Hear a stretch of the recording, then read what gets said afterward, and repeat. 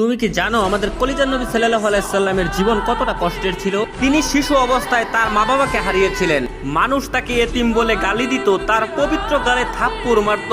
অসহায় নবীর কান্না ছাড়া আর কোনো পথ ছিল না। নবুয়ত পাওয়ার পর তার আপনজনরাই হয়ে ওঠে তার চিরশত্রু। তাকে পদে পদে হত্যার চেষ্টা করা হয়। মানুষ তার শরীরে ময়লা আবর্জনা ছুঁড়ে মারত, তার রাস্তায় কাটা বিছিয়ে রাখতো। মানুষ তার শরীরে পাথর মারত। মানুষের ছুরা পাথরে নবী করিম সাল্লাল্লাহু আলাইহি সাল্লামের দাঁত মুবারক শহীদ হয়ে যেত। নিকৃষ্ট পাষাণরা নবীর পবিত্র মুখে থুথু পর্যন্ত ছিটিয়ে দিয়েছিল। নবী করিম সাল্লাল্লাহু আলাইহি সাল্লামের কষ্টের দহন আরো বাড়লো যখন তার শিশুকালে কলিজার 3 পুত্র সন্তান ইন্তেকাল করেছিল। আবার কলিজার নবীর ঘরে চুলাও জ্বলতো না। ঈদের দিনও তিনি না খেয়ে ঈদগাহে যেতেন। ইসলামের জন্য আমার নবী 3 বছর গাছের পাতা খেয়ে বেঁচেছিলেন। এত কষ্টের মাঝে থেকেও আমাদের কলিজার নবী আমাদের জন্যই শুধু কেঁদেছেন। আমার এই অসহায় নবীকে যদি ভালোবাসো তাহলে কমেন্টে লেখো আই লাভ মুহাম্মদ এবং